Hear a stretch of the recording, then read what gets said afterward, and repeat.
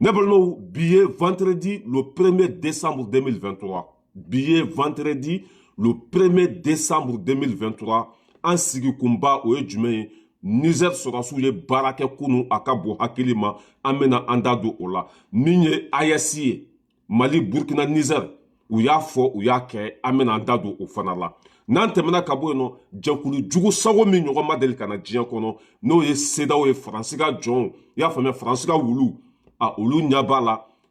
Mali Burkina Niger olu be ka avancer anga fem bebe na ka nyere tay olu be ta Niger minye Niger président Abdurrahman Chani ako sedao sente do Niger kono sedao nous sende na Niger kono ka bu sente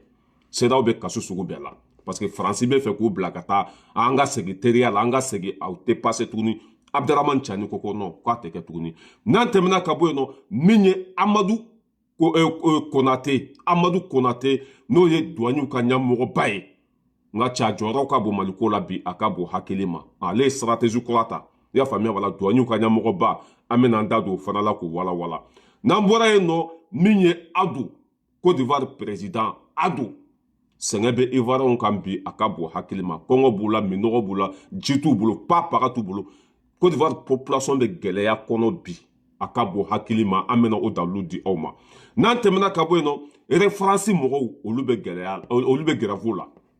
référence mogo depuis Mali référence bali ka do Mali kono référence binade ka bin ya famia bala ka tachien ka magosa wari te ka do kuntuguni uka barakela be bora ka gravu ke kuka hake uka avion ka barada mine solution ga nini uka avion be se ka ta Mali kono chugomna amba fo awye ala ka hina wala ka udara sumaya anga avion kura ni isa ka glana ka bampeu Mali Burkina Niger anga avion glana ka bampeu atoy dra ka blasraka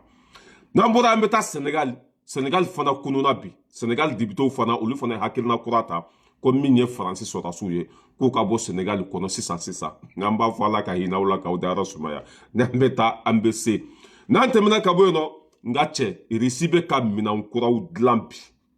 ya famia bala akabo hakilma irisibe ka keleke mina nkuraw dlampi akabo hakilma u temena satande la ambe domina komi bi obe satan 12 de la RS Sarmant satan 12 o de be ka dlan irisi kono bi nu ya blakata jamana fen kono 10 secondes aba jamana be yelema nya jugu ka o mina be ka dlan irisi fe bi ala ka barka do Putin na nambeta ambese nan temena kabo no anga surasu ye baraba do ke muruja torosu wurla ko beta bi ambalma ka muruja no de fonko camera bambulo sans fe foite dugwana service de renseignement modbo kone obesa ka bara labe akabo hakilma torosu ye nyogon talaje ko beta bi muruja ka ya famala anga surasu yu kunchi ku dafra amena anda do ofanala nan temena kabo no ouverture media mogo ambe olu chanchanya doni ouverture media mogo ambe video labani olu ko lu chancha ninde ansigi kumbaye billet vendredi le 1er décembre 2023 ambe batuli foka wali nyumandon dante folimna atumbe nyafunge ekoliso kono ka demsenu demeni sakiye ka demsenu demeni finiye ka demsenu demeni musakaye ambe batuli foka wali nyumandon na tumana fantaunte lafia nebalma ambe do ansigi kumba kono minye ayesi c'est fait ou ya fo ou ya que c'est fini minye ayesi Mali Burkina Niger anga avion dilana ka bampeu atoye doron o ka blasraka minye anga avion kura ayesi avion tellement que avion tchekay tellement que avion kay oye avion kura dila ya famia bala mimbena boli Mali togo la Niger togo la Burkina togo la hein? Mali comment ça s'appelle Mali Burkina Niger anga avion o bana ka bampeu atoye dron aka blasra kan kata malendo unche dia fanta nan bela jelna kata nou ye Mali kono o avion de flene ayasi avion flene ambe ala foka ala barkada ni anga avion kura ni amago te référence la tuguni amago te compagnie si la tuguni anyreka avion bana peu nambeta ambese ni Assimi Toumana atejo ni Ibrahim Traoré tumana atejo ni Abdurrahman Chani tumana atunte nyanabo aw munu fana kununa depuis longtemps ko Afrique ka bo jonya la an fana be fo le video mani horon ani Mali de nyuman bela jele k'a fɔ aw ye maliyɛnw ko c'est fait ça y est c'est fini Mali ni Burkina an y'an ka yɛrɛma hɔrɔnya sɔrɔ an ka fɛn bɛɛ lajɛlen kɛra an ta ye an ka avion kura a dilanna ka ban pewu a tɔ ye dɔrɔn dati k'a fɔ dɔrɔn a ka bila sira kan maliyɛndenw sigilen bɛ yɔrɔ yɔrɔ ka to ka taa olu cɛ ka taa n'u ye Mali kɔnɔ walima ka k'u cɛ ka bɔ Mali kɔnɔ ka taa n'u ye yɔrɔ min ka d'u ye nin de ye an ka avion kura ye AES sɛbɛnnen fila kan avion cɛɲuman ni avion min ɲɔgɔn tɛ compagnie la filɛ nin ye. Ye cɛ n ka cɛ o ye nin dilan dɛ irisiw ye nin dilan ka cɛ a ka bon hakili ma an ka avion bɛɛ bɛ ka bɔ irisi de a bɛɛ sanna irisi de bolo ale de filɛ nin ye AES avion o banna pewu min ye banki fana ye olu sow bɛ ka jɔ an ka banki mondiali olu biriki fɔlɔw dara cela veut dire que a fɔra a kɛra mɔgɔ si kana siga nin ko ninnu na tuguni ne y'o de fɔ kuma minnu bɛ bɔ anw da kɔnɔ i b'a sɔrɔ an y'a ɲɛɲini ka ban pewu an tɛna an sigi ka kuma lankolon fɔ mɔgɔw ye parce que bi bi in na an bonyanen don cɛkɔrɔba ni musokɔrɔba ni denmisɛnnin bɛɛ ka danaya bɛ an kan anw man ka nkalon tigɛ tuguni an bɛ kuma fɛn fɛn fɔ ala ta don k'a fɔ maliyɛnden bɛɛ ye burukina bɛɛ nizɛriyɛn bɛɛ ye an ka wari o baara bɛ sen na min ye an ka avion kɔni o dilanna ka ban pewu an y'an ka avion sɔrɔ référence n'a ka d'u ye tasuma k'a minɛ n'a ka d'u ye i y'a faamuya jiwoyo ka taa n'a ye n'a ka di compagnie tɔ ninnu ye sanpɛrɛn ka jigin o bɛɛ kan an yɛrɛ halala avion bɛ an bolo wa avion bɛ yen i y'a faamuya b'a la an bɛna da nɔgɔya ka tɛmɛ fɛn bɛɛ kan n'a y'a sɔrɔ référence tun ye 2000 euros de n'i bɛ bɔ faransi ka taa mali la an yɛrɛ ka avion na i tɛna tɛmɛ 200 euros 300 euros kan baara banna fali sara boci banna ala ka barika don maliyɛnden bɛɛ la ala ka barika don burukinabe bɛɛ la ala ka barika don an fɛn fɛn ye cɛsiri k'an bɛɛ tɔgɔ donna histoire kɔnɔ an ye afiriki jɔ ka ban pewu ne balimaw nin tun ye o yɔrɔ ye an ka avion kura a dilanna ka ban pewu i y'a faamuya b'a la ka mana fara ka bɔ a la a jɔlen bɛ i y'a faamuya b'a la ba maliba kɔnɔ AES avion a tɔ ye dɔrɔn ka cɛ a ka baara daminɛ n'an bɛ taa an bɛ se ne balimaw an bɛ tɛmɛ ka bɔ yen nɔ an bɛ taa Niger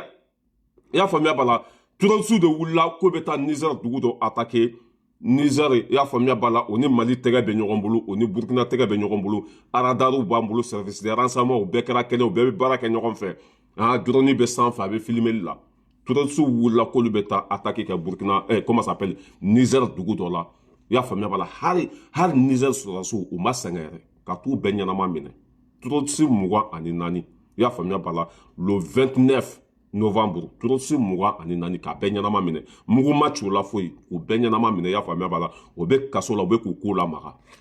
n'an bɛ taa an bɛ se terroriste ninnu ne y'a fɔ k'aw b'a bila de diyagoya k'aw ka dɔrɔguw min k'aw bɛ taa an balimaw faga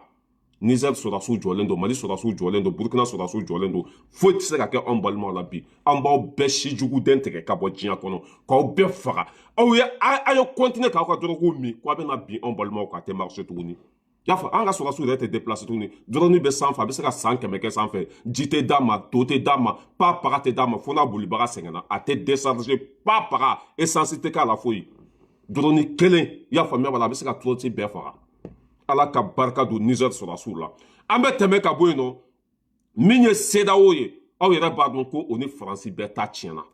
aw bɛ mun de fɛ bi an ka segin teriya la Mali ko k'a tɛ faransi ka teriya la Burkina ko k'a tɛ faransi ka teriya la Niger fana ko k'u tɛ faransi ka teriya la u y'a dɔn ko solution t'a la tuguni Mali taara Burkina taara i y'a faamuya an sera fo yɔrɔ jan na foyi tɛ se an na bi an ni Russie tɛgɛ bɛ ɲɔgɔn bolo o bɛ mun de fɛ tuguni ko bɛna bɔnbɔ kalamani don an da kɔnɔ a tɛ marché yan tuguni an tɛ aw fɛ bi an t'aw fɛ sini degun min bɛ an kan aw de nɔ don u y'u ka wulu k'u ka wulu préparer parce que u ka wulu ye CEDEAO de k'olu préparer ko ka taa négociation kɛ Niger kɔnɔ Abdraman Chani min ye Niger président kura ye a ko ni CEDEAO sen donna Niger kɔnɔ k'a b'u sen tigɛ ani CEDEAO kuma t'u ni ɲɔgɔn cɛ parce que gɛlɛya bɛ Niger kan don min na nin CEDEAO kolonden de sanction sugu bɛɛ lajɛlen ta ka da Niger kan sanction minnu tɛ sariya minnu tɛ CEDEAO constitution kɔnɔ sariya minnu i y'a faamuya b'a la ni CEDEAO yamaruya tɛ ka da Niger kan a sariya kuntaw ka furaw tigɛ Nigériens na ka balow tigɛ ka fɛn bɛɛ tigɛ or que CEDEAO sariya la ni coup d'état kɛra jamana la marifa dɔrɔn de man ka feere ma tuguni marifa tɛ don marifa tɛ bɔ o de CEDEAO ka sariya ye mais ka dumuni tigɛ mɔgɔw la ka fura tigɛ mɔgɔw la faransi de b'u bila nin na a k'olu bɛ taa delili kɛ walasa faransi ni fɛn ninnu bɛn bɛ se ka na cogo min na Niger président ko abada n'an bɛ bu dun an b'a dun n'an bɛ ji min an b'a min n'an bɛ sana dun an b'a min n'an bɛ cɛncɛn dun an b'a mais min ye CEDEAO kɔni a banna pewu CEDEAO sen tɛ don Niger kɔnɔ tuguni Niger président bɔra k'o décision de ta an b'a fo ka wali ɲuman dɔn bana jugu fura ye fura jugu ye n'i ko dɔ ka su tɛ ko ala t'i ka dugu jɛ min ye CEDEAO président ye ani Faransi fɛn bɛ yɛlɛ aw la ɲin tɛ fɛn min d'aw kɔnɔ parce que aw ye mɔgɔw tɔɲɔ fo ka dama tɛmɛ a dan bɛ ko bɛɛ de la sisan tuuru sera anw de ma diɲɛ bɛna laban nin jamana saba in de bolo nin jamana saba de bɛna diɲɛ ka tɛmɛ diɲɛ bɛɛ kan Mali Burkina Niger Abdramane Tchani a ye CEDEAO gɛn komi wulu i y'a faamuya la ka kuma tigɛ CEDEAO la k'a da tigɛ CEDEAO la CEDEAO tɛ se ka paga kɛ Niger la tuguni c'est fini terminé ici ko bɛ taa i y'a faamuya b'a la Niger ko n'u bɛ fɛ ka k'u ka taa négocier ni comment ça s'appelle min y'u ka Togo président walima Togo mu an tɛ ninnu si fɛ a y'an to an danbe kɔnɔ an bɛ tɛmɛ ka bɔ yen nɔ ne balimaw an bɛ taa Amadou Konaté min ye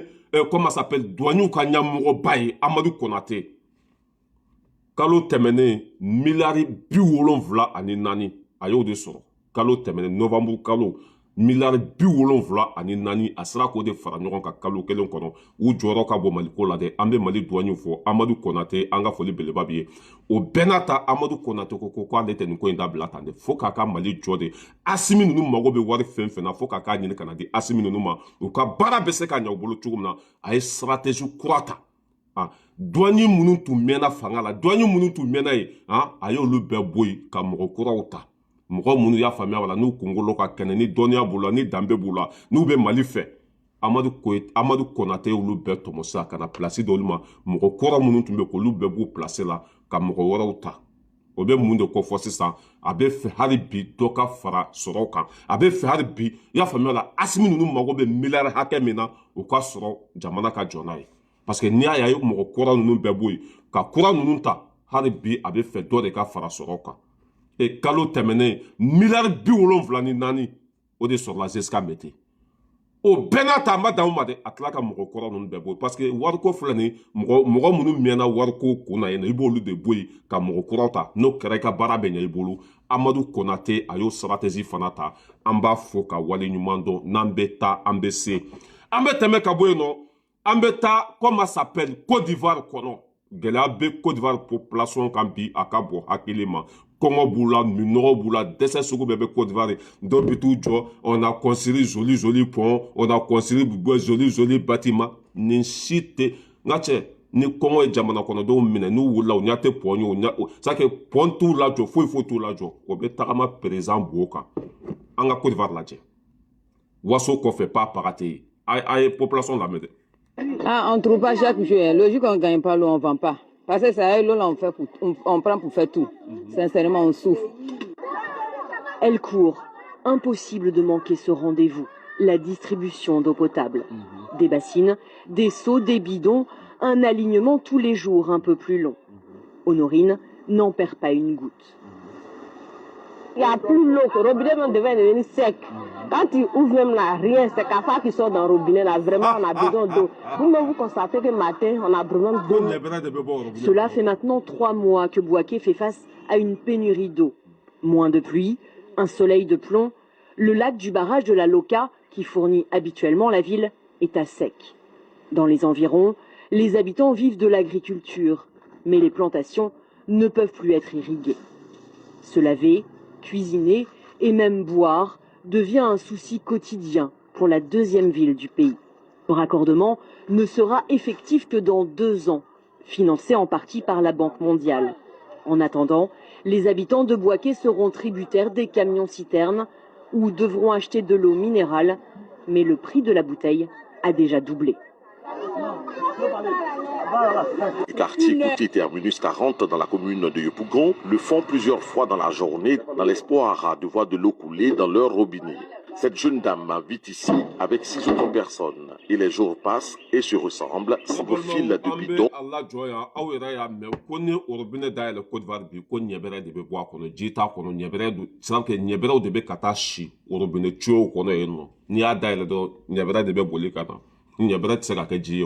an bɛ dugawu de kɛ ala ka i y'a faamuya b'a la na ni basigi ye ala ka to u ka ji sɔrɔ parce que ni balima bɛ degun kɔnɔ i man ka waso n'a ye ivoiriyɛnw ye anw balimaw de an sinjiw don kɛlɛ bɛ an n'u ka président de cɛ u ka président de man ɲi an bɛ fɛ ka bɔ jɔnya la u ka président bɛ fɛ ka anw lasegin jɔnya la o de kɛlɛ bɛ an ni Côte d'Ivoire président cɛ a man ɲi bi a man ɲi sini an b'a kɛlɛ fo lahara an tɛ jula contre la an tɛ beti contre la an tɛ aɲu contre la an tɛ population contre la an b'u ka président de contre la ale de mercenaire 49 bila k'u ka taa maliyɛnw faga an fana b'a kɛlɛ de fo lahara a bɛ makɔrɔn ko komi wulu n'a kukala an b'a buruja ya fo lahara hɛrɛ bɛ si hɛrɛ bɛ tile an tɛ Côte d'Ivoire population si de contre la wa an b'aw fɛ fo saya aw ko ka di an ɲɛ mɛ aw ka président de man ɲi an bɛ fɛ a ka anw to an danbe de kɔnɔ an bɛ fɛ ka bɔ jɔnya de la a ka anw to ye an ka bɔ jɔnya la a kana fɔ k'a bɛna anw lasegin jɔnya la o kɛlɛ de bɛ an n'a ni ɲɔgɔn cɛ sinon foyi t'an ni Côte d'Ivoire population ni ɲɔgɔn cɛ an bɛ tɛmɛ ka bɔ yen nɔ min ye référence ye nga cɛ olu binna fo k'u kolonkolon économie o banna pewu o tun ye wari minnu économie o y'o bɛɛ dun ka ban baarakɛlaw tɛ se ka sara tuguni gɛlɛya b'u kan a ka bon hakili ma n'an bɛ taa an bɛ se n'i ko dɔ ka su tɛ ko ala t'i ka dugu jɛ dɛ an ka jɛ an ka lamɛn. syndicats regroupant tous les employés, acteurs de cette entreprise, ont lancé des manifestations contre la décision d'Air France de renvoyer injustement tous ces 570, voire plus encore. Air France a perdu des milliards de dollars, pas par la faute de ses ouvriers. Mumbai, à Blakata. Air France en feu. Air France en difficulté financière terrible à cause des suspensions de vols dans le Sahel. Une grande manifestation contre Air France. C'est le déclin assuré pour Air France en Afrique et en Europe. L'heure n'est plus aux déclarations sordides des responsables d'Air France, niant la dépendance évidente de cette société française vis-à-vis de l'Afrique. Voici les détails. Tout a commencé par les actions conjointes du Niger, du Burkina et du Mali concernant la suspension définitive de tous les vols d'Air France au Sahel. Attention, Air France a subi des pertes colossales estimées à plus d'1,5 milliard par jour. Air France a pris la décision de licencier plus de 570 employés. Plus précisément, les ouvriers jusqu'aux pilotes travaillent sur les lignes concernées. L'appel à la manifestation est total. Les différents syndicats regroupant tous les employés, acteurs de cette entreprise, ont lancé des manifestations contre la décision d'Air France de renvoyer injustement tous ces 570, voire plus encore. Air France a perdu des milliards de dollars, pas par la faute de ses ouvriers. Voilà. Ko depuis Mali yɛrɛ Faransi bali ka don Mali kɔnɔ Burkina y'u bali ka don Burkina Niger y'u bali ka don Niger ko société in binna de baarakɛla 5,000 ni kɔ u y'a bɛɛ licencié parce que wari t'o k'u sara ne m'a fɔ ko ninnu tun bɛ balo anw de la u ka fɛn bɛɛ tun bɛ bɔ anw de bolo ni anw tɛ ninnu tɛ papaga ye ewa yɛrɛ Faransi baarakɛla bɛɛ farala ɲɔgɔn kan u bɛ grève la yɛrɛ Faransi contre la parce que a y'u mago sa a y'u ka baaraw tiɲɛ a y'u ka fɛn bɛɛ tiɲɛ n'an bɛ taa an bɛ se foyi ma nin lase Faransi ma n'u jogo tɛ foyi ma nin lase Faransi ma i y'a faamuya b'a la n'u ka politiki tɛ ewa Faransɛw yɛrɛ de bɛ ka kɛlɛ kɛ anw nɔ na sisan dɛ n'i taara Faransi assemblée kɔnɔ députés bɛ ka Mali tanu députés bɛ ka Faransi lagosi députés bɛ ka Burkina tanu o bɛ ka Faransi kɛlɛ sɔɔni an bɛna video kɛ ni fɛn bɛɛ lajɛlen dabila tubabuw yɛrɛ de bɛ n'u sigi sisan ka Mali majamu ka Burkina majamu ka Niger majamu parce que u ka hɛrɛ bɛ bɔ yen de ni jamana ninnu ni Faransi ni ninnu ma baara kɛ ɲɔgɔn fɛ Faransi bɛ taa par terre u bɛ bin par terre u ka population bɛ kɛlɛ sugu bɛɛ la walasa nin jamana saba ni Faransi bɛ se ka tɛgɛ di ɲɔgɔn ma u yɛrɛ de bɛ k'u ka duloki bɔ sisan ka Mali dɛmɛ ka Burkina dɛmɛ ka Niger dɛmɛ n'an bɛ taa an bɛ se référence ko kɔni o banna pewu ewa yɛrɛ Faransi sen tɛ don Mali kɔnɔ tuguni fo ka diɲɛ dugukolo meleke parce que an y'an ka compagnie sɔrɔ an ka avion kura olu banna déjà a tɔ ye dɔrɔn u ka bila sira kan i b'a dɔn kɔni an mago tɛna se référence ma tuguni Mali avion banna Niger ta banna Burkina ta banna nin compagnie saba an y'a bɛɛ dilan ka ban pewu an mago tɛna se référence ma fo ka diɲɛ dugukolo meleke an bɛ dugawu de k'u ye ala ka hinɛ u la k'u dayɔrɔ sumaya u y'an kɔ kiti min na ala ka nɔgɔya an bɛ na comment ça s'appelle min ye Sénégal ye olu fana ka Sénat kɔnɔ u ka assemblée kɔnɔ député bɛɛ ko Faransi sɔrɔdasiw ka bɔ Faransi comment ça s'appelle Sénégal dugukolo sanfɛ n'an bɛ taa an bɛ se an ka jango lamɛn Le Sénégal réclame le départ immédiat des forces françaises. Emmanuel Macron est surpris. Attention, Macky Sall tremble devant cette nouvelle. Toutes les bases françaises n'ont plus lieu d'être en Afrique. Incroyable cette histoire depuis le Sénégal. Macky Sall et Emmanuel Macron n'ont jamais cru voir un jour, au Sénégal, des députés fiers d'être sénégalais réclamer le départ immédiat sans délai des forces françaises du territoire sénégalais. Voici les détails. Tout a commencé lors d'une grande assemblée parlementaire où le député Guy Marius Sagna a demandé formellement le départ des forces françaises. Attention, c'est chaud pour Emmanuel Macron. Guy Marius Sagna révèle une vérité incontestable. Attention, la seule condition pour laquelle le Sénégal peut tolérer et accepter la présence d'une quelconque base militaire est systématiquement l'instauration réciproque d'une base militaire sénégalaise en France. Chose impossible et inimaginable pour la France. Un grand danger pour Macky Sall, car Guy Marius Sagna a semé la graine de la révolution et demande aux députés sénégalais une mobilisation conjointe pour faire quitter l'ensemble des forces françaises. Bara ma ban Sénégal fana bɛ n'u ka sɔrɔdasiw gɛn ka b'u ka jamana kɔnɔ sisan parce que député bɛɛ jɛnna n'a ye député bɛɛ y'a signé député bɛɛ y'a tɛgɛ kɔrɔta ko Faransi sɔrɔdasiw ka bɔ Sénégal kɔnɔ o b'a yira k'a fɔ u gɛntɔla don ka bɔ Sénégal kɔnɔ Macky Sall se t'a la parce que député bɛɛ sɔnna n'a ye ni député bɛɛ jɛnna ni min ye o de bɛ kɛ a Sénégal député bɛɛ y'a tɛgɛ kɔrɔta ko Faransi sɔrɔdasiw ka bɔ Sénégal kɔnɔ o ye baara bannen Faransi kɛra komi samiya bo u kɛra komi ɲuguntan fɛ u nɛgɛ tɛ mɔgɔ si la k'a da kun jumɛn kan u jogo man ɲi u sɔn man ɲi u taara jamana fɛn fɛn kɔnɔ i y'a faamuya b'a la u y'a jamana bɛɛ ci olu tɛ hɛrɛ di mɔgɔ ma u tɛ mɔgɔ dɛmɛ ni hɛrɛ ye fo ka t'i ka nafolo suɲɛ fo k'i ka jamana danbe bɔ a la fo ka taa u yɛrɛ dama bila ɲɔgɔn na o de tɛ marché tuguni bɛɛ ye Faransi sɔnkolon dɔn fɛn bɛ yɛlɛ aw la ɲin tɛ fɛn min da kɔnɔ ɲɛ kali ala la wa an b'aw kɛlɛ fo lahara aw ka dugukolo sanfɛla tɛ aw ka papiye tɛ aw ka papaga tɛ jogo jugu min bɛ aw la an b'a fo ka taa diɲɛ dugukolo meleke cɛ tɛ se k'an daminɛ cɛ tɛ se ka papaga an b'aw kɛlɛ fo lahara parce que aw man ɲi tɔɔrɔ fɛn fɛn bɛ diɲɛ kɔnɔ Faransi de nɔ y'a bɛɛ ye hali lahara jɔn don an bɛ t'o fɔ ye an bɛ tɛmɛ ka bɔ yen nɔ an bɛ taa Irisi jamana kan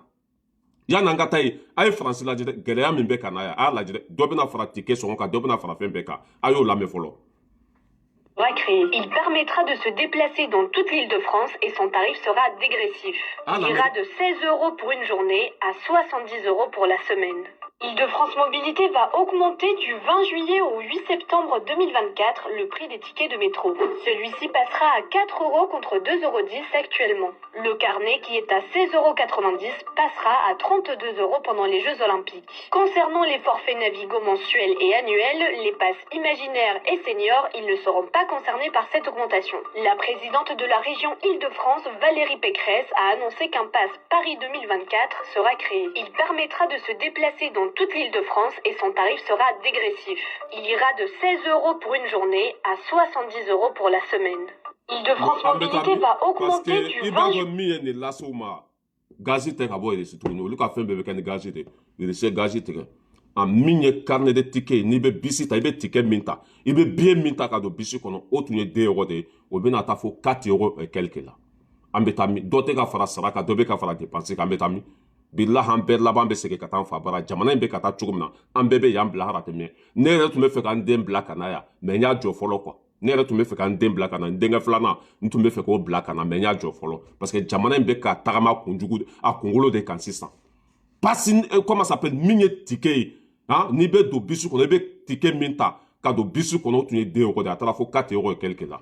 min ye pasi navigo ye i y'a faamuya b'a la o tun c'est à dire que kalo munmɛ bɛɛ tun ye 75 € de ye u taara bila 85 € la bi ko une semaine san kura min bɛ ka na une semaine a bɛ taa fo 70 € de la une semaine fois 4 fois o jate 70 € fois 4 fois o jate kalo munmɛ bɛɛ tun ye 85 € de ye mais sisan n'an donna san kura kɔnɔ passe navigo une semaine dɔrɔn une semaine a bɛ taa fo 70 € la 70 € fois 4 ça fait combien c'est beaucoup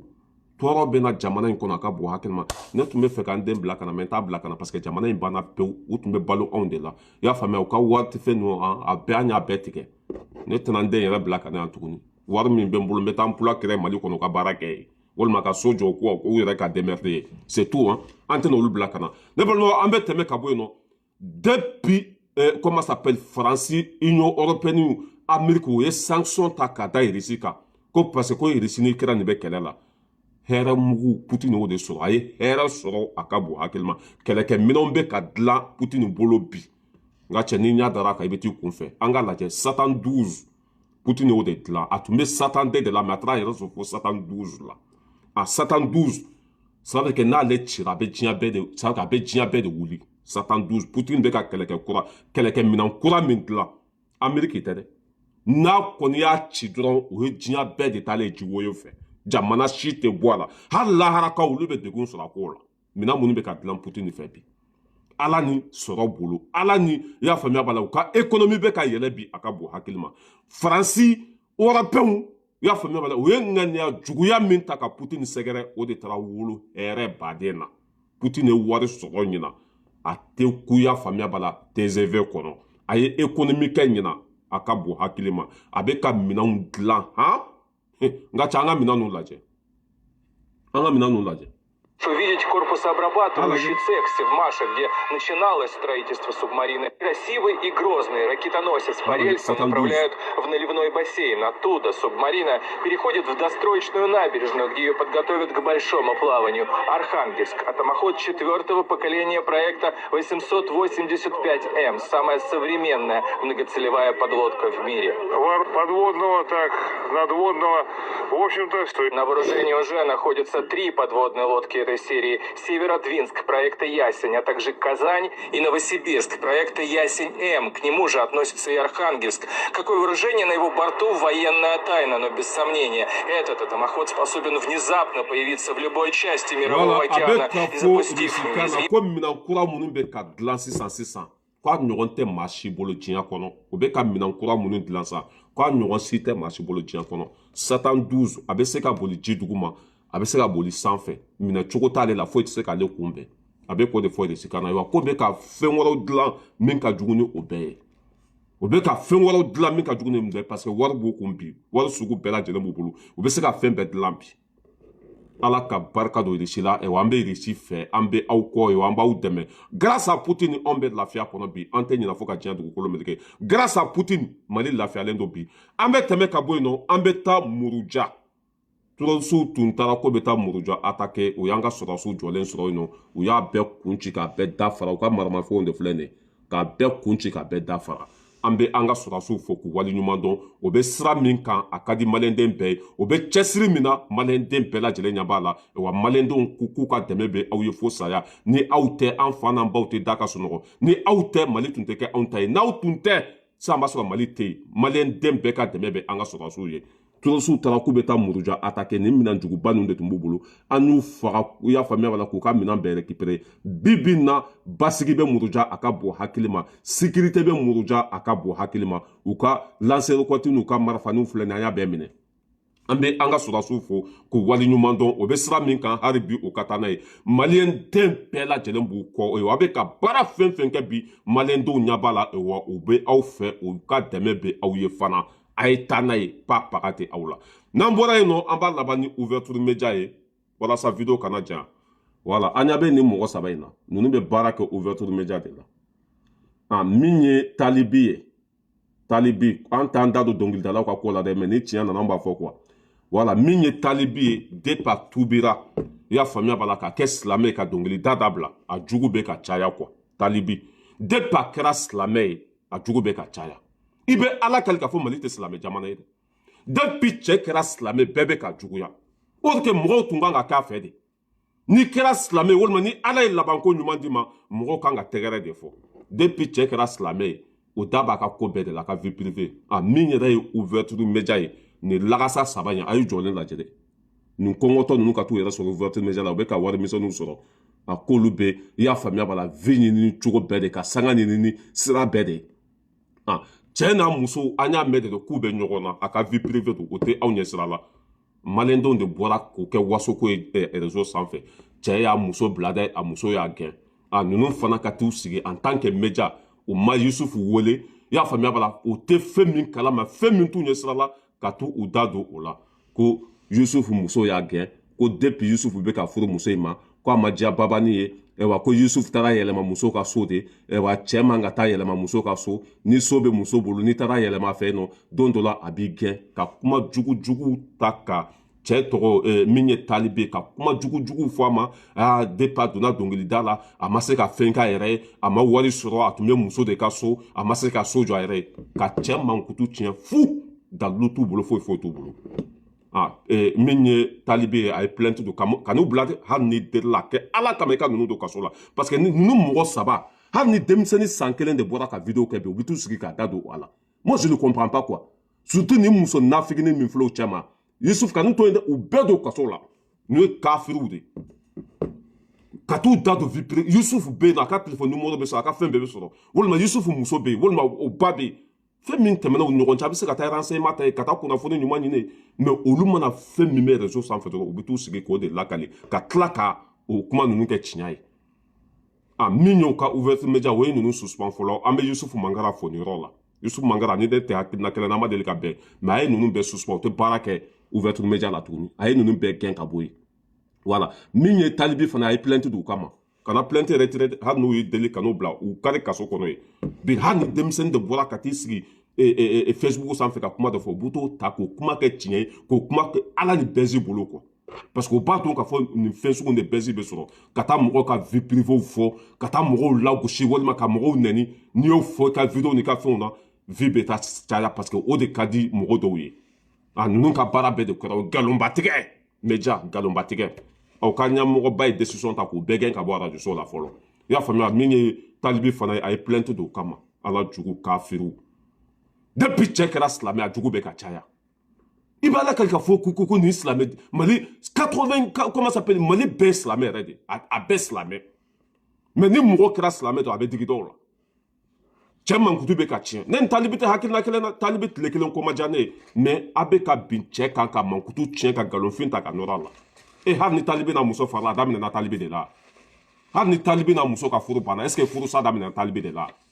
mɔgɔ joli bɛ n'i ka furu fɔlɔ sara mɔgɔ joli bɛ n'i ka furu filanan sara a ma daminɛ talibi la a tɛna dilan ne yɛrɛ t'a dɔn tellement que Mali banna quoi tellement que i y'a faamuya b'a la Maliyɛn bɛɛ tɛ dɛ tellement que jugu sago yɛrɛ de ka ca Mali kɔnɔ quoi fɔlɔ mɔgɔw tun b'u c'est que mɔgɔw tun bɛ maloya ni nin ko sugu ninnu de kɔ walima ka nin ko sugu ninnu k'a kɛ sutura ye bi Maliyɛn denw de bɛ t'u sigi ni mɔgɔw ka vie privée walima ka waso ni mɔgɔw ka degun ye ka waso ni mɔgɔw ka furusa ye fɔlɔ ni furu tun sara bilayi jamana tun dugu tun bɛ sumaya jamana tun bɛ sumaya c'est-à-dire que bɛɛ dusu tun bɛ kasi